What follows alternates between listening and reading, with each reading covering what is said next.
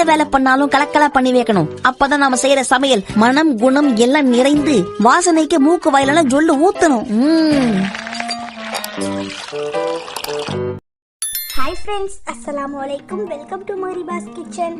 நம்ம இன்னைக்கு ரொம்பவே சூப்பரான இன்ஸ்டண்ட்டாக வீட்டில் இருக்க மசாலாவை வச்சு சூப்பரான தவா ஃபிஷ் ஃப்ரை தான் எப்படி செய்கிறதுன்னு பார்க்க போகிறோம். இது ரொம்ப டேஸ்டியாகவும் ரொம்ப ஜூஸியாகவும் சூப்பராக இருக்கும். இது செய்கிறதுக்கு முதல்ல ஒரு மிக்சிங் பவுல் எடுத்திருக்கேன். இதில் இப்போ நான் வந்து ஒரு 5 துண்டு மட்டும் ஜிலேபி மீன் எடுத்திருந்தேன். அதை வந்து பவுலில் சேர்த்துடலாம். நீங்கள் எல்லா வகையான மீன்லேயுமே இந்த மெத்தடை ட்ரை பண்ணி பார்க்கலாம். இப்போ இதில் உப்பு சேர்த்துக்கலாம் தேவையான அளவு. நெக்ஸ்ட்டு இஞ்சி பூண்டு பேஸ்ட்டு ஒரு 1/4 ஸ்பூன் அளவுக்கு சேர்த்துக்கலாம். அடுத்தது காரத்துக்கு தகுந்த மாதிரி மிளகாய்த்தூள் நான் வந்து ஒரு 1/4 ஸ்பூன் மட்டும் சேர்த்துக்கிறேன். காஷ்மீரி சில்லி பவுடரும் ஒரு 1/4 ஸ்பூன் அளவுக்கு சேர்த்துக்கலாம். கொஞ்சமாக வந்து மிளகு சீரகத்தூள் அதுவும் ஒரு 1/4லேருந்து 1/2 ஸ்பூன் அளவுக்கு சேர்த்துக்கலாம். அப்புறமா நம்மக்கிட்ட எந்த 65 மசாலா இருக்குதோ அது வந்து நம்ம சேர்த்துக்கலாம்.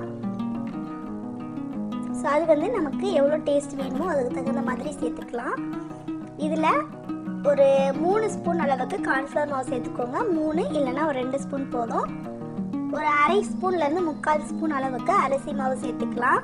சேர்த்துட்டு ஒரு 4லேருந்து 5 ட்ராப்ஸ் அளவுக்கு கொஞ்சம் நல்லெண்ணெய் சேர்த்துட்டு இதை நல்லா மிக்ஸ் பண்ணி விடணும். அதுக்கு முன்னாடி எலுமிச்சை சாறு ஒரு 1/2 எலுமிச்சம்பழத்துலேருந்து கொஞ்சமாக மட்டும் சேர்த்துக்கோங்க. உங்களுக்கு வந்து எலுமிச்சை சாறு சேர்க்க விருப்பம் இல்லைன்னா நீங்கள் தயிர் கூட ஆட் பண்ணிக்கலாம். இப்போ எலுமிச்சை சாறு சேர்த்துட்டு நல்லா இதை மிக்ஸ் பண்ணி விட்டுருங்க. ஸ்டார்டிங்கில் இது நமக்கு வந்து கொஞ்சம் மாவாக இருக்க மாதிரி தான் தெரியும்.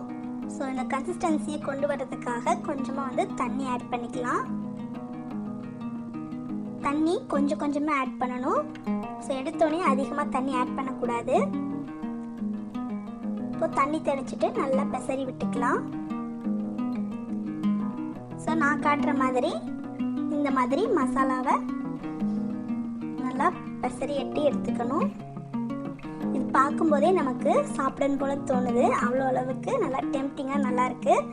இதை இப்போ இந்த மசாலாலாம் வலிச்சு வச்சுட்டு இதை ஒரு மூடி போட்டு மூடி வச்சிடலாம். கரெக்டாக ஒரு 1/2 மணி நேரத்துலேருந்து 1 மணி நேரம் வரைக்கும் இது நல்லா ஊறட்டும். ஸோ இன்ஸ்டண்ட்டாக செய்கிறதா இருந்தாலும் நீங்கள் செய்யலாம். கொஞ்சம் ஊறுச்சுன்னா இன்னும் நல்லா ஜூஸியாக நல்லாயிருக்கும். இப்போ வந்து நான் 1 மணி நேரம் வச்சுட்டே ஊறட்டும்னு 1 மணி நேரம் கழித்து பார்க்குறேன். அந்த மசாலாலேருந்து தண்ணி லைட்டாக விட்டுருக்கு. ஸோ இப்போ வந்து இது நம்ம வந்து பொரிக்கிறதுக்கு தயாராக இருக்குது. நம்ம இன்னைக்கு கடாயிலெலாம் இதை பொரிக்க போகிறது இல்லை. நம்ம இன்னைக்கு வந்து இரும்பு தவாவில் தான் இந்த மீனை நம்ம வந்து பொரிச்சு எடுத்துக்க போகிறோம். ஸோ அதுக்கு முதல்ல நான் வந்து ஒரு இரும்பு தவா எடுத்து அடுப்பில் வச்சுட்டு சூடு பண்ணிக்கிறேன். நீங்கள் வந்து டீப் ஃப்ரை பண்ணுறதா இருந்தாலும் பண்ணிக்கலாம். இப்போது தவா நல்லா சூடாக இருக்குது. இதில் தேங்காய் எண்ணெய் சேர்த்துக்கலாம். தேங்காய் எண்ணெயில் பொரிக்கும் போது நல்லா டேஸ்ட்டாகவும் உடம்புக்கு நல்லா ஹெல்த்தியானதாகவும் இருக்கும். இப்போ வந்து நம்ம மசாலாவில் பரட்டி வச்ச மீன் துண்டுகளை உள்ளே சேர்த்துடலாம்.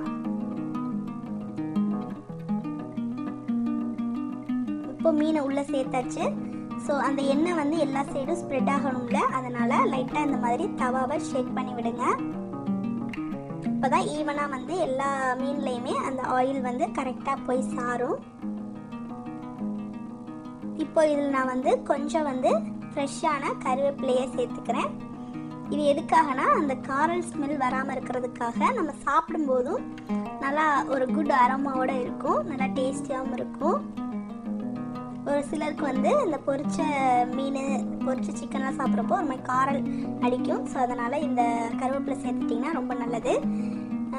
ஜஸ்ட் ஒரு 2 நிமிஷம் மட்டும் இதை மூடி வச்சிட்டிங்கன்னா நல்லா அடியிலெல்லாம் நல்லா குக் ஆகிடும். இப்போ இதை நம்ம வந்து திருப்பி போட்டுக்கலாம்.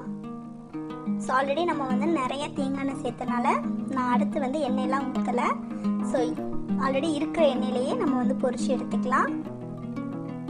இப்போ பாருங்கள், பேக் சைடு வந்து நல்லா சூப்பராக வந்து நம்ம டீப் ஃப்ரை பண்ணோம்னா எப்படி இருக்குமோ அந்த மாதிரி இருக்குது. ஸோ இன்னும் ஒரு 2 நிமிஷத்துக்கு மூடி வச்சிட்டோம்னா அனதர் சைடும் நல்லா வெந்துடும்.